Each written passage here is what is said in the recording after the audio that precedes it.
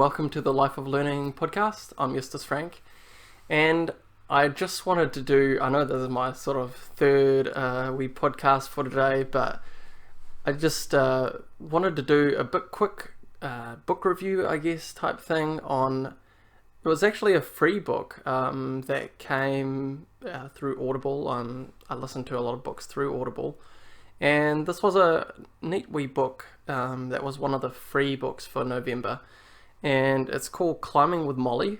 So this is a true story, and it's written by a dad, and it just explores basically the journey that both the dad and the daughter and his daughter have been on as they've discovered the world of climbing. It's just a really neat way to show, I think, a few things about how human beings learn, and particularly about some of the relationship dynamics that can occur between a parent and a child, which I just found really fascinating.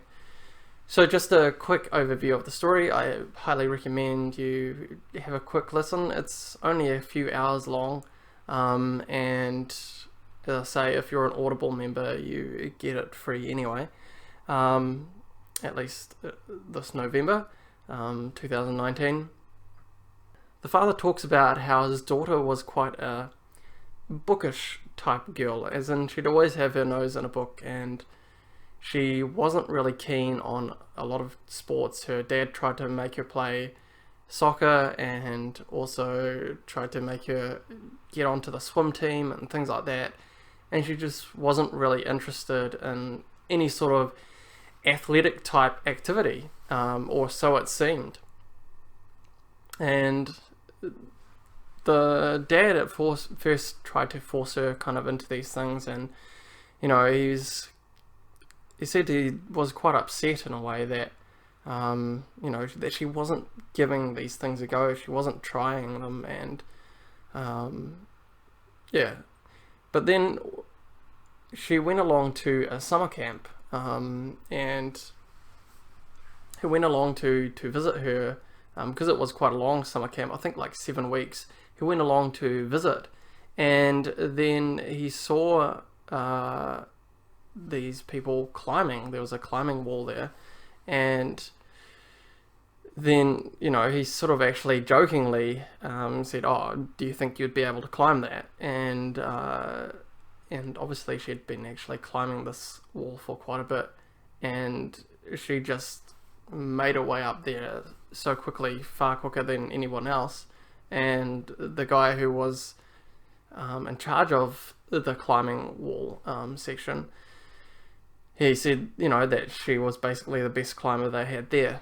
So that kind of started the whole thing, in terms of that they decided to go to a climbing gym, and then they got shoes and everything else. And the interesting thing was that they both became really interested in it, and his daughter Mollie became far better at it than him. Partially it just really became a passion, and she would go to the climbing gym basically as often as possible, and he would try and get along quite a bit, but not quite as often.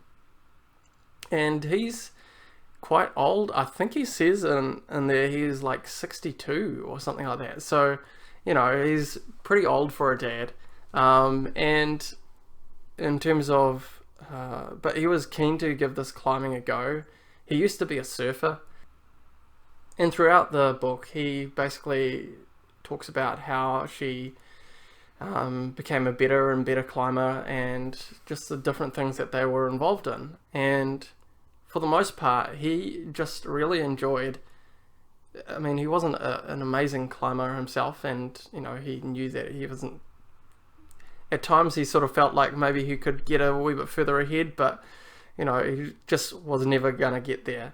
But he still really enjoyed it, and he particularly just enjoyed watching his daughter climb, and the way that she could make her way up these walls. And so he tells about some of their adventures and things like that. And then at the end of the book, he actually has a wee interview with her as well, which is quite neat to hear. And there were a couple of fascinating parts to that interview. Firstly, it was always his worry that she would be embarrassed by having this dad basically tag along and climb with her all the time. She was a teenager and all that sort of thing. So, but she actually said that she wasn't really that embarrassed most of the time, and she said she'd actually would have been more embarrassed if he would have been the type of parent that just came along and was basically like a cheerleader, and and didn't really know the sport as such, but just came along and shouted encouragement. She said she would have been more embarrassed with that, but she said she loved the fact that they were able to just talk about the problems, as they call the routes up and the climbing routes. They were able to talk about the various problems in climbing and have discussions about how to get up there and things like that. And that was actually far more valuable to her than someone just going, "Yay, you can do it." He gave encouragement as well, but it was a bit more thoughtful when he did, because they talked about the way that they were climbing, and also the big thing was that because she got so much better than him, like she ended up competing and all those sorts of things, she basically became his coach, and she would give him tips and help him out and everything like that. And I think it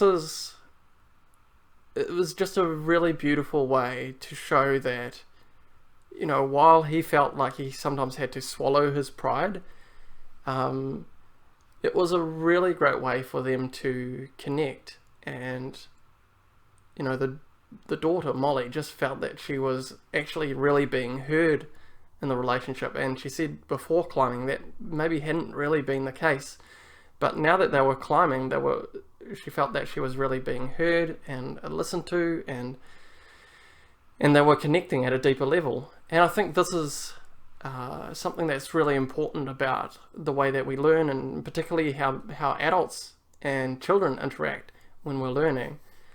And that children don't want to feel like the ones that are completely incompetent and all the time, because like kids know that they're incompetent. They don't have the same skills often as adults do, but it's really invigorating and builds a lot of self-esteem when they realize, oh wow, there's something I can do.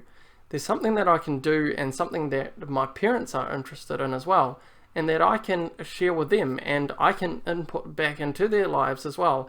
And I'm not always the helpless one, but that I can, that it can go, that this relationship can go both ways, in terms of they certainly are, my parents are helpful to me and they do valuable things to me, but, for me, but I can also be of value to my parents, and that we can enjoy things together, and I can input into their lives in a great way too. So yeah, I just thought those were some really interesting messages, and also just to see an example of how a different type of interaction between parent and child can really happen. So yeah, I just really encourage you to have a read of that book and see what you think as well. And it just gives as I said, it gives a really neat example of the way that relationships between parents and children can be. So instead of us forcing them into things that we think they should be doing, to simply just observe and be curious about who they are and see what they become passionate about, and then become interested in that as well, and then do it with them. It's just such a powerful way that we can think about education and the way that children grow up and learn. And to realize that, we think that, well, we need to make children learn, but in fact to realize that we're all learning all the time, and we all input into each other's lives in the way that we learn. And children and young people and teenagers can input into the lives of adults as well. And because adults can be continually learning as well. And, whether you are a young person or you are an adult, I hope that you are continually learning. And, that's what this podcast is kind of really at the heart of this podcast, is trying to figure out how we learn and how we can make that happen within our own lives, and then also value learning in the relationships that we have, and then ultimately also in the families that we have. So yeah, this is a really neat book and highly recommend it. So it's called Climbing with Mollie, and I think that'll be my last podcast for today. Hopefully we'll get out a few more tomorrow. There's a few more thoughts in my mind at the moment, so we'll see what happens. But until then, thank you very much. All right, bye.